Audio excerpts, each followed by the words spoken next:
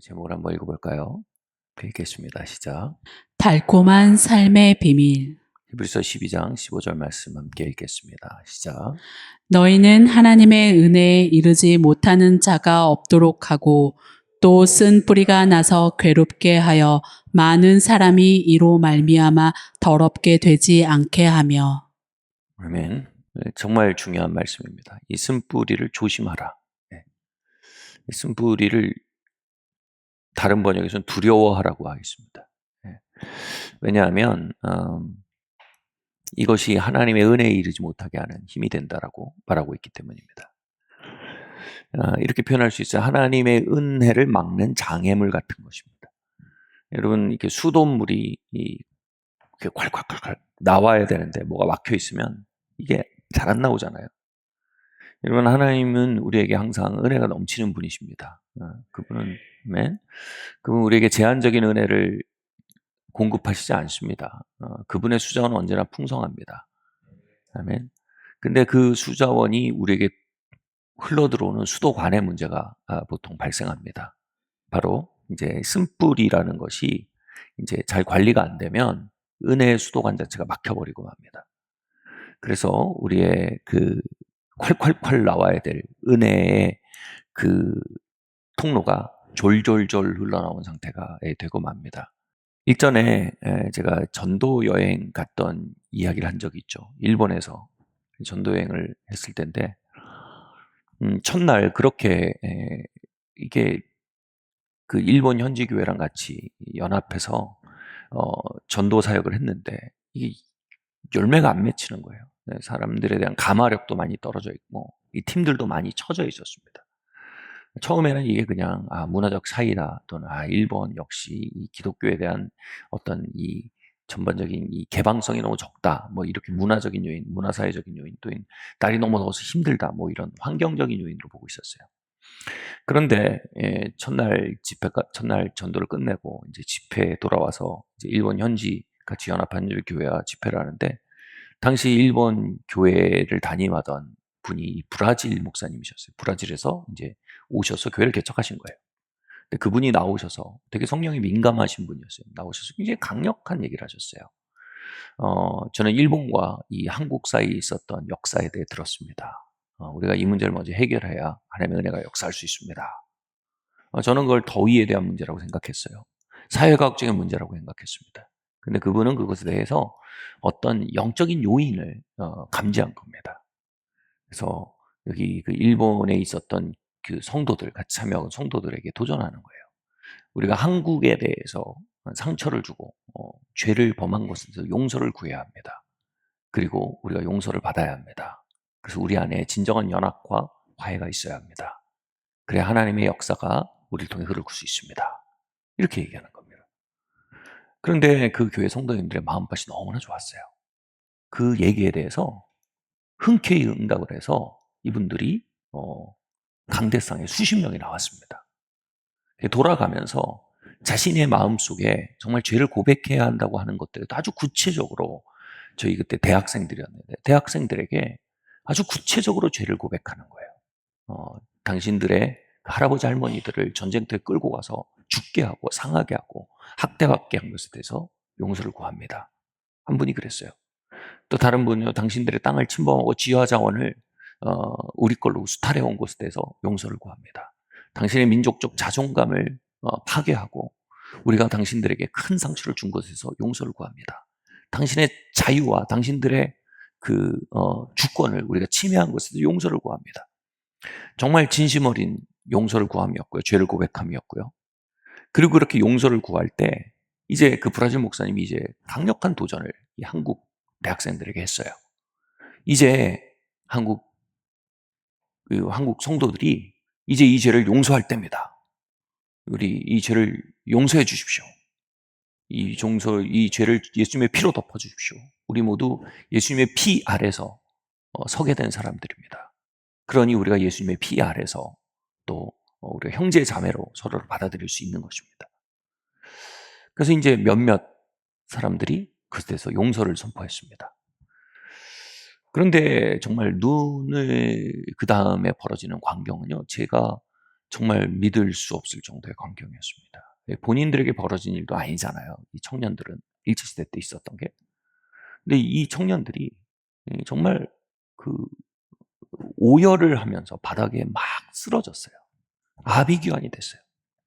그리고 그 일본 성도들이 와서 그, 그 청년들의 고통을 끌어안고 용서를 구하며 그들에게 또 기도해 주었어요. 근데 그때 쏟아져 나오는 건 단순히 감정 이상이었어요.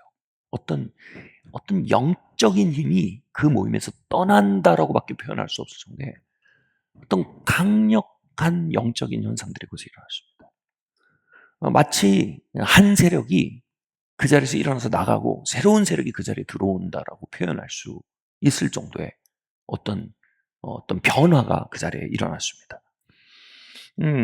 그리고 마침내 이 일본 성도들과 저희 그 한국 대학생들이 모여서 이제 찬양하기 시작할 때, 이전에 정말 쫄쫄쫄쫄쫄 나오던 하나님의 임재와 그 하나님의 은혜가 마치 콸콸콸콸 쏟아지는 것 같았어요. 그리고 더 나아가서 다음 날에 이제 집회를 저희가 전도를 거리에 나갔을 때 정말로 그 감화력이 비할 수가 없었습니다. 전날과 똑같이 더운 날씨였습니다. 똑같은 일본 사람들이었어요. 그런데 정말 많은 사람들이 예수님께 아멘하고 예수님이 영접하는 일들이 그 자리에 있었습니다. 똑같이 더운 날이었지만 이 사역하는 사람들이 마치 이 아주 한 뭐 10kg는 몸에서 덜어낸 것 같이 가벼운 몸으로 저희가 사역할 수 있었습니다. 이게 뭡니까? 쓴 뿌리의 문제입니다. 이 쓴 마음이란 것이 하나님의 은혜가 흘러나오는 것을 제한하는 이 방해가 된다는 것입니다. 그리고 이 쓴 마음이라는 것은요, 감정을 넘어서는 강력한 영적인 힘인데, 여러분 이 영적인 힘을 여러분이 가지고 살아간다면 여러분의 영이 대단히 무거울 것이라는 겁니다. 여러분 예배할 때도요, 예배 가려고 할 때도 도대체 예배 가려는 힘이 나지 않을 거예요. 기도할 때도 기도가 힘이 붙지 않을 겁니다. 성도와 교제를 할 때도 마치 입에 모래를 넣고 씹는 것처럼 꺼끌꺼끌할 겁니다. 그리고 삶 속에 하나님의 은혜가 나를 통해 타고 흐르며 이루고 완성해야 될 하나님의 목적과 일들이 있음에도 불구하고 그 일 안에 걷는 것이 너무나 힘들고 너무나 어렵게 느껴질 것입니다. 지난 그 수산 박사님과 수산 발디싱어 박사님과의 그 집회 때 마지막 이제 세션이 됐는데 정말로 이제 막 찬양이 드려지는데요. 하나님이 얼마나 그 자리에 쏟아붓기 원하시는지 제가 느껴지더라고요. 그리고 회중들도 그 은혜의 강물 안으로 뛰어들려는 그 목마름과 다름질이 강렬했습니다. 찬양팀의 찬양 인도도 너무나 아름다웠고요. 근데 무언가 콸콸콸콸 부어져야 할 것이 졸졸졸졸 부어진다는 느낌을 지울 수가 없었습니다. 더 나아가서 이 성도들의 주님을 향해서 날아오르고자 하는 마음에도 불구하고 어떤 무거운 추를 담고 있는 것 같은 무거움이 느껴졌습니다. 제가 그것에 대해서 왜 이렇게 무언가가 확 열려지지 않는가라는 질문을 갖게 되는데요. 어렵지 않게 답을 얻게 됐어요. 우리가 이 쓴 마음을 다루는 일에 있어서 좀 더 집중할 필요가 있구나라는 것에 대해서 답을 얻게 되었어요. 그래서 그 집회가 끝나고 저희가 회의할 때 가장 제가 중요하게 생각했던 안건이 그겁니다. 우리 안에 이제 내적 지유, 그 through format과 이슈 포커스트 이런 사역이 있잖아요. 우리가 이슈 포커스트 사역을 좀 활성적으로 열어서 많은 분들이 이 사역을 받게 해야 될 것 같다. 다시 말해 이 돋보기를 우리 내적인 여정, 영적인 여정에 특별히 쓴 마음들을 처리할 수 있는 부분에 돋보기를 대고 그분에 민감하게 처리해야 된다라는 생각이 많이 들었습니다. 그래서 여러분, 이것은 단순히 정례적으로 하는 설교가 아닙니다. 정말 우리 안에 마치 발톱처럼, 손톱처럼 자라고 머리카락처럼 자라는, 수염처럼 자라는 이 쓴 마음들에 대해 우리 항상 주의를 기울이고 다룰 수 있어야 합니다. 그것이 잘 다루어진다면요, 하나님의 의도하신 은혜가 항상 콸콸콸콸 부어질 수 있고요. 또 하나님의 의도하신 삶과 목적과 일상을 살아내는 데 있어서 가볍고 힘있게 우리의 삶을 살아낼 수 있게 될 것입니다. 아멘. 우리 이 쓴마음과 쓴뿌리에 대해서 한번 좀 더 깊이 다루어 보고자 합니다. 창세기 3장 1절 4절 말씀 함께 봉독하시겠습니다. 시작. 그런데 뱀은 여호와 하나님이 지으신 들짐승 중에 가장 간교하니라. 뱀이 여자에게 물어 이르되 하나님이 참으로 너희에게 동산 모든 나무의 열매를 먹지 말라 하시더냐. 여자가 뱀에게 말하되 동산 나무의 열매를 우리가 먹을 수 있으나 동산 중앙에 있는 나무의 열매는 하나님의 말씀에 너희는 먹지도 말고 만지지도 말라 너희가 죽을까 하노라 하셨느니라. 뱀이 여자에게 이르되 너희가 결코 죽지 아니하리라. 아멘. 여러분, 이 본문을 보면 태초에 인간의 불행이 어디서 시작됐는지를 잘 보여줍니다. 우리 창세기가 뭡니까? 창세기, 태초에입니다. 모든 아름다움의 시작이 어디에서 왔는지, 모든 생명의 시작이 어디 왔는지, 그리고 뭡니까? 모든 불행의 시작이 어디서 시작되는지입니다. 여러분, 철학자들과 역사학자는요, 삶의, 인생의 불행의 원인을 다양한 곳에서 찾아냅니다.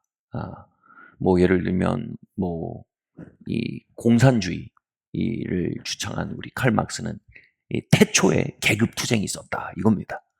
이 계급투쟁 때문에 인간의 불행이 시작됐다. 이 재화의 분배의 문제 자체가 인류 불행의 시작이다, 이렇게 얘기합니다. 경제 구조에 불행이 있다는 것입니다. 놀랍게도 많은 분들이 그걸 믿어요. 다시 말해, 내 삶의 경제 구조가 바뀌고 재화 분배의 시스템이 바뀐다면 내 삶은 해결될 것이라고 믿어요. 여러분, 유물론을 믿고 있는 겁니다. 우리의 삶의 근원적 고통의 뿌리를 이해하는 틀은요, 내가 진짜 무엇을 믿고 있는지를 결정합니다. 재화가 제대로 분배되고 있지 않기에 내가 불행하다고 믿는 것은 정확히 유물론을 믿는 것이고, 정확히 칼막스를 믿는 것이고, 정확히 비기독교적인 관점을 가진 것입니다. 만약 재화 분배가 다른 방법으로 이루어진다면 내 삶의 행불행의 갈림길이 달라질 것이다라고 많은 사람이 믿고 있습니다. 여러분, 이 관점 바뀌어야 합니다. 회개라는 말은요, 생각을 바꾸다라는 겁니다. 여러분, 유물론적 사고를 우린 회개해야 합니다. 오늘 이 시대처럼 유물론적 사고가 창대한 시대가 없을 것입니다. 여러분, 성경은 분명히 말합니다. 태초에 인간의 불행을 가져온 것은 뱀의 임재였습니다. 뱀이 뭡니까? 마귀입니다. 마귀가 임재한 곳에 불행이 시작됐습니다. 잘 보십시오. 에덴 동산은 뭡니까? 재화의 분배가 완전하게 이루어지던 곳이었습니다. 아멘? 에덴 동산이 뭡니까? 공급이 완전하던 곳이었습니다. 아멘? 거기에 불행이 있었습니다. 어디서요? 뱀에게서요. 영적인 문제에서 불행이 시작된다는 겁니다. 물질적인 문제에서 불행이 시작되는 게 아니고 영적인 문제에서 불행이 시작되는 것입니다. 태초에 뱀의 임재로부터 흘러나온 결과는 뭡니까? 인간의 마음에 쓴 마음을 밀어넣은 것입니다. 여러분, 쓴 마음은요, 완벽한 에덴 동산에도 있었습니다. 바꿔 말하면 우리의 삶이 지금 현재 완전할지라도 거기에 뱀의 임재가 있으면 우린 쓴 마음을 가질 것입니다. 쓴 마음은 환경에 관한 것이 아닙니다. 쓴 마음은 사람에 관한 것이 아닙니다. 쓴 마음은 내 영적인 상태, 소속에 관한 것입니다. 내가 뱀의 지배와 뱀의 목소리를 듣고 있으면 우리는 완벽한 환경에서도 쓴 마음으로 충만할 수 있습니다. 이 에덴 동산에 대한 말씀이 진리일진데 반대도 마찬가지입니다.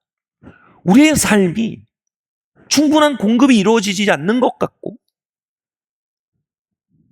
충분한 삶의 환경적 평화가 없는 것 같을지라도 우리의 심령이 온전히 거룩한 분의 임재에 속해 있다면 우리의 마음은 깨끗하고 평화롭고 아름다울 수 있을 것입니다. 달콤할 수 있을 것입니다. 쓴마음의 반대는 뭡니까? 달콤합니다. 아멘. 우리는 우리의 경제 구조를 바꾸기 위해서는요, 무슨 짓이든 합니다. 다시 말해, 우리의 삶의 행복이 거기에 있음을 믿기 때문에요. 그러나 여기 훨씬 더 근본적이고 또 훨씬 더 직접적인 영향을 가지는 일이 있습니다. 다시 말해, 내가 누구의 임재를 가까이 하며 사느냐를 결정짓는 것입니다.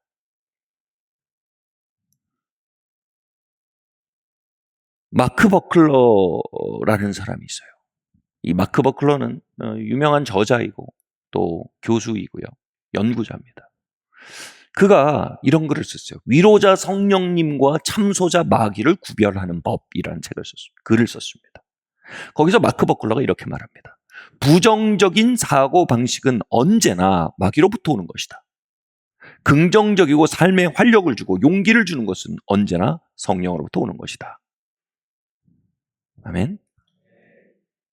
그리고 이렇게 말합니다. 마크 버클러는 자신과 그 주변의 크리스찬들의 생각과 감정을 추적한 결과 일상 속에서 80%의 생각과 감정이 부정적이고 비판적이라는 사실을 발견했습니다.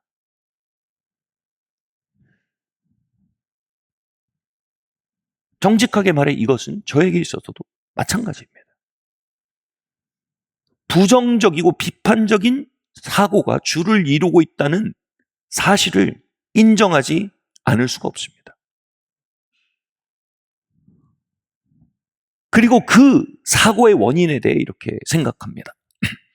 객관적으로 상황이 좋지 않기 때문에, 내가 만나는 사람들이 부족하기 때문에, 내가 만나는 상황이 좋지 않기 때문에 난 비판적이고 부정적인 사고를 가지고 있다라고 정당화합니다.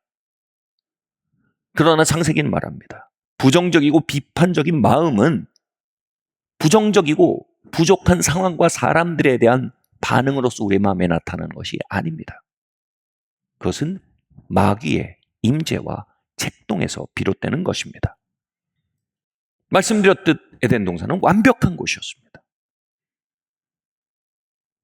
완벽한 상황이지만 아담과 하와는 서로 살 중에 살여 뼈 중에 뼈라고 말하며 천생연분이었습니다.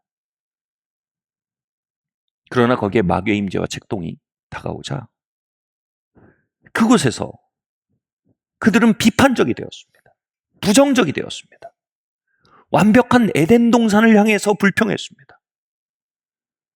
자신에게 허락된 것에 대해서는 흑백으로 보이고 자신에게 허락되지 않은 것에 대해서는 컬러로 보이는 상태가 되었습니다. 나에게는 왜 저 선악과가 허락되지 않았는가?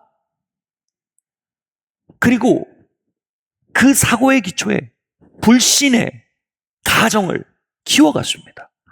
아마도 하나님은 저 선악과를 먹고 내가 하나님과 동등한 존재가 될까봐 우려하고 걱정해서 당신의 권력을 유지하기 위해 저 선악과를 먹지 못하게 명령하신 것이다. 불신이 커졌습니다. 상황에 대해 불평했고 하나님에 대해 판단했고 마침내 그의 마음엔 지옥이 가득해졌습니다. 완벽한 곳, 완벽한 사랑과 마찬가지입니다. 함께하며 말입니다. 그리고 아담과 하와는요, 서로에게 원망하고 탓을 돌리는 상태로 급전진하고 맙니다. 사단은요, 그들에게 선악과를 권하며 이 쓴 마음을 잔뜩 밀어넣습니다. 사단이 그들의 삶에 임재하고 사단이 그들의 삶에 책동하자 말씀드렸듯이요, 주어졌던 모든 것을 즐거워하고 향유하는 마음이 닫혀지고요, 주어지지 않은 것에 대한 강박적이고 집착적인 사고가 증대되었어요. 그리고 하나님도 달리 보이고 에덴 동산도 달리 보이고 아담과 하와가 서로 달리 보였어요. 근데 마귀가 그러한 책동을 하면서 한 말이 뭡니까? 너희의 눈이 밝아질 것이다, 이렇게 말했습니다. 이 말이 뭡니까? 실제로 밝아진다는 말이 아니죠. 사실 뭐예요? 그의 눈에 어떤 필터를 끼워 넣는 일을 했다, 이겁니다. 쓴마음은요, 우리의 눈에 끼워진 필터입니다. 그 필터가 씌워지고 나면 우린 봐야 할 것을 보지 못하게 되고요. 그 필터가 씌워지고 나면 우린 보지 말아야 할 방식대로 보게 되고요. 그 필터가 씌워지고 나면 신뢰할 것에 대해 불신하게 되고요. 그 필터가 씌워지고 나면 하나님의 선하심이 보이지 않고 하나님의 인색함만 보이게 됩니다. 창세기에서 말하는 겁니까? 태초에 필터가 있었다는 겁니다. 그리고 그 필터가 아담으로부터 인류에게 대물림되고 있다는 것입니다. 온 인류가 그 필터의 기초에 세상을 보고 사람을 보고 그 필터의 기초에 인생을 보고 있다는 것입니다. 하나님을 보고 있다는 것입니다. 그래서 이렇게 시작될 때 정말 우리의 삶의 혁명은 경제 구조의 변화에 있지 않고 그 필터가 벗겨지는 데 있음을 말하는 것입니다.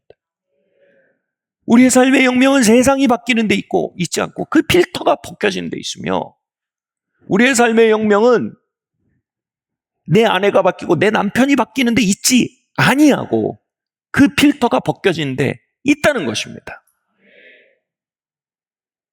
아멘. 사울이 다메섹 도상에서 주님을 만납니다. 그리고 뭐라고 됩니까? 눈에서 비늘 같은 것이 벗겨집니다. 그가 생명나무이신 주님을 만나니까 눈에서 비늘 같은 것, 즉 선악과의 결과가 벗겨진 것입니다. 필터가 벗겨진 것입니다. 아담과 하와가 뱀과 대면하고 대화하며 쓰게 된 비늘이 떨어져 나간 것입니다. 그는 그 필터를 가지고 있을 때 하나님을 율법의 하나님으로 봤어요. 율법의 하나님이 인색한 하나님입니다. 화나 있는 하나님입니다. 심판하는 하나님입니다. 가져가는 하나님입니다. 그런데 예수 그리스도와 그분을 따르는 제자들이 가진 하나님은 사랑의 하나님, 용서의 하나님, 은혜의 하나님이었습니다. 그들은 핍박과 공격 속에서도 즐겁고 행복했습니다. 사울은 그 하나님을 받아들일 수 없었고 그들이 가진 행복과 즐거움에 대해 질투하는 마음과 동시에 그것을 부정하는 마음이 강력했습니다.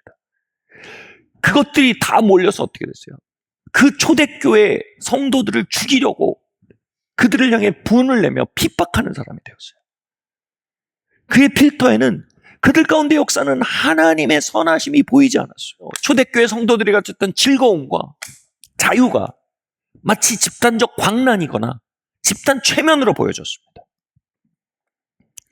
여러분, 그 필터를 뒤집어 쓰고 나면 오늘 우리의 삶에 역사하시는 하나님의 사랑과 선하심에 대해 눈이 가려지고 그것에 응답하며 살아가는 이들의 모습이 도대체 납득할 수 없는 비현실적인 사람들의 모습으로 보여지기까지 합니다. 그 사울이 생명나무이신 예수 그리스도를 만나자 눈에서 필터가 벗겨집니다. 그리고 하나님을 은혜의 하나님, 용서의 하나님, 사랑의 하나님으로 보게 되고 초대교회 성도들이 가졌던 자유와 기쁨 안에 조인하게 됩니다. 참여하게 됩니다. 사울의 삶의 변화는 환경의 변화가 아니었습니다. 영성의 변화였습니다. 관점의 변화였습니다. 필터에서의 자유를 얻는 일이었습니다. 여러분, 쓴마음은요, 말씀드렸지 수도관을 막습니다. 쓴마음은 무겁게 하는 추가 됩니다. 그래서 그분의 부으심을 제한하게 합니다. 하는 일마다 힘들게 만듭니다. 만약 우리에게 하나님이란 자원이 없다고 해봅시다. 우리에겐 다른 선택이 없습니다. 의심하고 비판하고 부정적이 돼야 합니다. 우리에게 남은 것은 그것뿐입니다. 그것이 가져오는 결과가 효율이 별로 안 좋아도요, 그거라도 해야 되는 게 우리 선택뿐입니다. 그것뿐입니다. 그런데 만약 우리에게 하나님이란 자원이 있다면 말입니다. 다른 얘기가 됩니다. 우리가 비판하고 의심하고 부정적인 생각을 할수록 우리는 하나님이란 자원으로부터 멀어지게 됩니다. 우리의 부정적인 생각과 비판과 쓴마음이 궁여지책으로 살아가는 것이 아니라 하나님의 능력과 은혜라는 어마어마한 기회 비용을 지불하며 선택하고 있는 어리석은 방편임을 우리가 발견할 필요가 있다는 것입니다. 아멘? 마크 버클레의 말을 다시 인용합니다. 우리의 비판적이고 부정적인 생각은 참소자 마귀에게서 온다. 그리고 나와 주변 크리스찬들의 80%의 생각은 부정적이고 비판적임을 발견했다. 질문을 바꾸겠습니다. 여러분은 어떠십니까? 목사님이 저의 남편과 제 아내와 하신다면 훨씬 더 부정적이고 비판적이 되실 겁니다. 라고 말할지 모르지만 여러분 그 상태대로 에덴 동산에 가서 타락이 전에 하와 살아도 부정적이고 비판적이 될 거라고 성경이 말합니다. 부정적이고 비판적인 사고는 환경과 사람에게서 오지 않습니다. 마귀에게서 옵니다.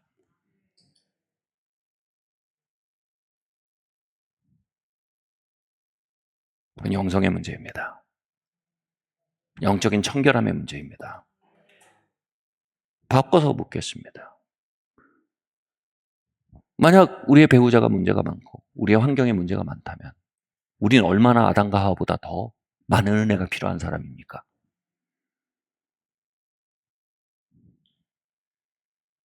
아멘? 그럼에도 불구하고 우리는 얼마나 콸콸콸 흘러나오는 은혜가 필요한 사람에도 불구하고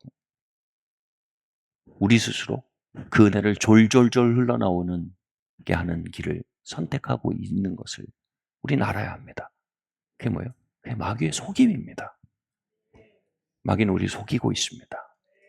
너는 염려할 필요가 있어. 너는 비판할 필요가 있어. 너는 부정적인 생각을 할 필요가 있어. 왜냐하면 환경이 좋지 않잖아. 그러나 성경은 말합니다. 너는 마귀와의 연결을 끊을 필요가 있어. 너는 부정적인 생각을 그칠 필요가 있어. 너는 비판을 그칠 필요가 있어. 왜냐하면 너에게는 은혜가 더 많이 필요하잖아. 아멘? 우리가 부정적인 환경을 가지고 있다면 그것은 더 많은 부정적인 생각을 필요로 하는 게 아니라 더 많은 은혜를 필요로 하는 것입니다. 완전한 환경 속에 있던 아담과 하와가 마귀와 교류함으로 그의 삶이 그렇게 나빠질 수 있었다면 불완전한 환경을 가진 우리가 마귀와 교류한다면 우리의 삶은 얼마나 더 많이 나빠질 수 있을까요? 아담과 하와는 미천이라도 있잖아요. 부자는 망해도 3대를 간답니다. 네? 하물며 우린 불완전한 환경과 불완전한 사람들과 함께 있다면 우리가 부정적이고 비판적인 사고와 마음을 품는다면 우리는 얼마나 더 어려운 삶으로 스스로를 몰아가고 있을 수 있을까요? 왜 이 설교를 제가 하고 있습니까?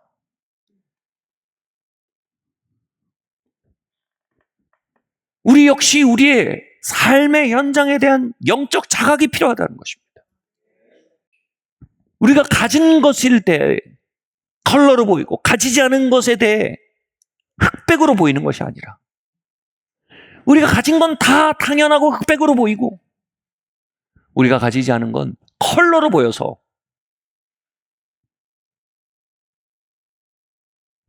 그로 인해 80%의 생각과 감정과 마음이 부정적이고 비판적으로 잠식되어 가고 있는 우리 영적 현실에 대해서 그것을 단순히 사회과학적인 요인이거나 타고난 천성의 문제거나 내가 과거에 받은 상처의 문제로 치부하기보다 내가 지금 누구와 대화하고 있는지, 누구의 임재와 동행하고 있는지, 누구와 연결되어 있는지에 대한 영적 현실에 대한 자각을 해야 한다는 말을 하고 있는 것입니다. 한 인간으로서는 불행의 현장일 수 있는 것입니다. 사랑하는 성도 여러분, 더 올라가고, 더 가지고, 더 양념력 있어지고, 더 힘 있어지는 것. 그곳에 내 삶의 개선이 있다라고 생각하는 게 세상 사랑입니다. 그리고 그것을 향해 끊임없이 컬러로 그 세계를 보게 되고, 이미 내게 주어진 많은 것에 대해 흑백으로 보게 하는 것. 이것이 정확히 필터의 현존이고 사단의 임재와 책동의 현장입니다. 제가 목회를 하면서 너무너무 지치고 힘들 때가 있었어요. 막 사람들로 인해 지치고 힘들 때도 있고 막 그래요. 그래서 제가 이거 뭐 얘기하면 연상이 많아질 것 같아서 그렇긴 하지만, 제가 하나님, 이런 사람들 이런 건 너무너무 힘들고, 제가 그러는데 제 마음에 뭐가 오냐면, 영준아, 그 사람이 있어서 너의 삶에 주어진 게 더 크냐? 그 사람이 있어서 너의 삶에 어려진 게 더 크냐? 수학적으로 보면요, 주어진 게 훨씬 더 커요. 수학적으로 보면, 객관적으로 보면요. 근데 주관적으로는 내 고통의 이유예요. 무슨 말인지 아시겠어요?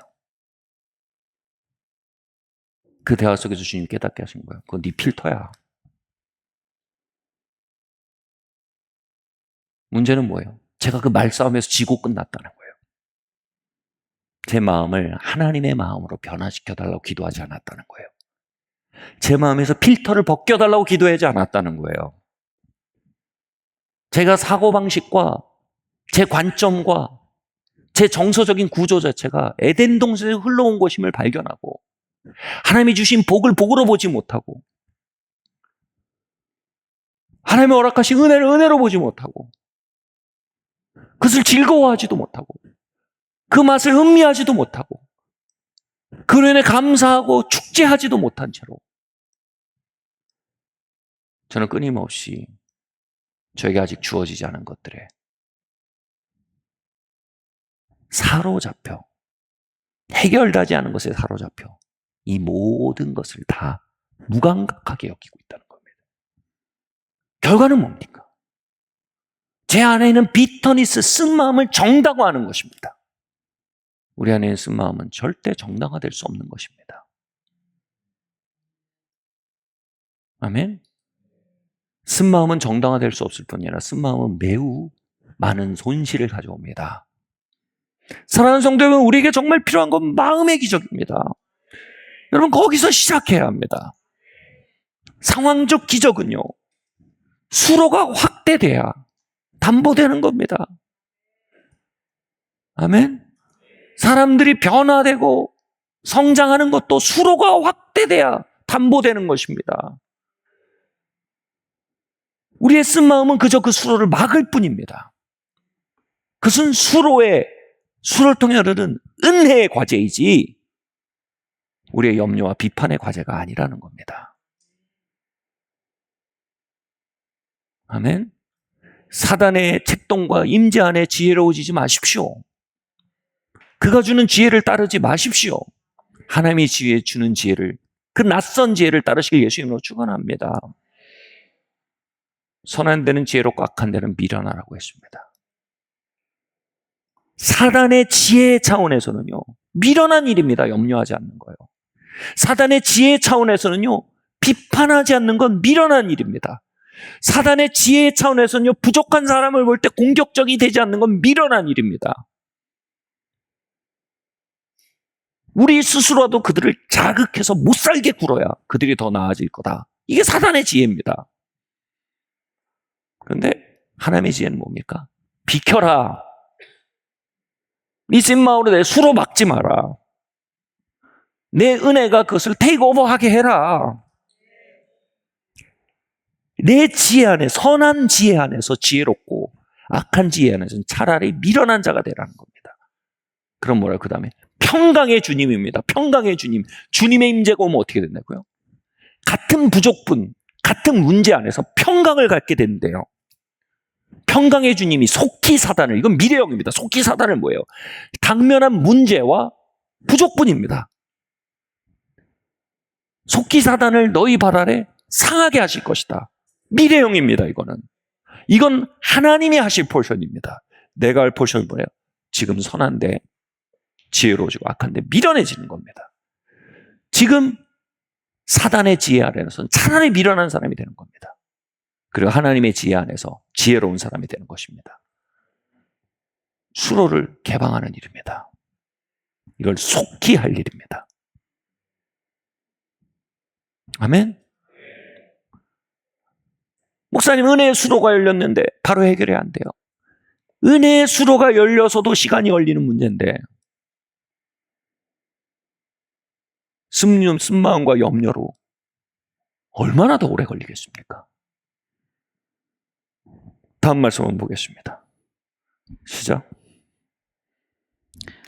남의 하인을 비판하는 너는 누구냐? 그가 서 있는 것이나 넘어지는 것이 자기 주인에게 있음에 그가 세움을 받으리니 이는 그를 세우시는 권능이 주께 있음이라. 아멘. 우리의 비판과 우리의 판단이 사람을 세우지 못한다는 걸 우리 인정해야 합니다. 그리고 사람을 세우는 것은 하나님의 권능임을 인정해야 합니다. 아멘. 그리고 그 하나님의 권능은 이미 저 하늘로부터 이 땅을 향해 파송되어 있습니다. 문제는 그것이 오는 길을 막는 세력이 있다는 것입니다.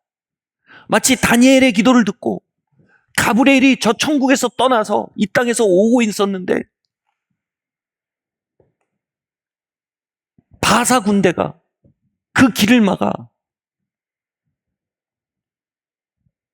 오랜 시간 동안 그 응답이 지체됐던 것처럼요. 하나님이 이미 그분의 권능과 은혜를 이 땅에 붓고 계심에도 불구하고 수로를 막는 세력들을 우리가 허락함으로 그 수로가 막혀 그 은혜가 흘러나오지 못하는 경우도 허다합니다. 아멘. 사람을 세우는 것은 하나님의 권능입니다. 우리의 부정적인 사고가 아닙니다. 우리의 부정적인 사고는 하나님이 해결하시는 문제 방법을 도와주지 못합니다. 문제 해결 방식을 돕지 못합니다. 그것을 방해하고 지연시킬 뿐입니다. 우리가 할 일은 무엇입니까? 하나님을 신뢰하고 하나님이 이미 하신 일들 안에서 즐거워하는 것입니다. 감사하는 것입니다.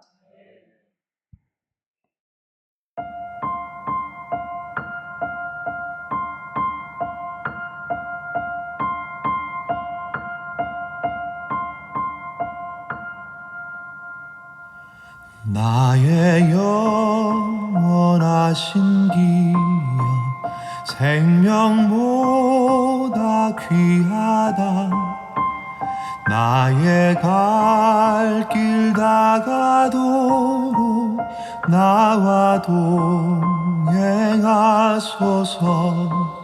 주께로 가까이 주께로 가오니 나의 갈 길 다가도록 나와 동행하소서.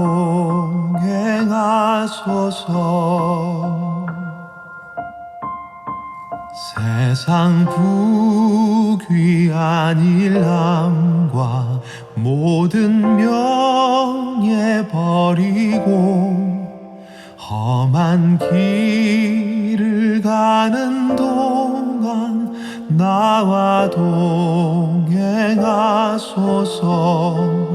주께로 가까이 주께로 가오니 나의 갈 길 다가도록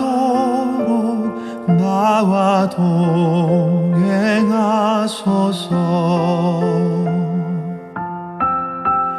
어두운 골짝 지나가며 험한 바다 건너서 천국 문에 이르도록 나와 동행하소서. 주께로 가까이 주께로 가오니 나의 갈 길 다가도록 나와 동행하소서.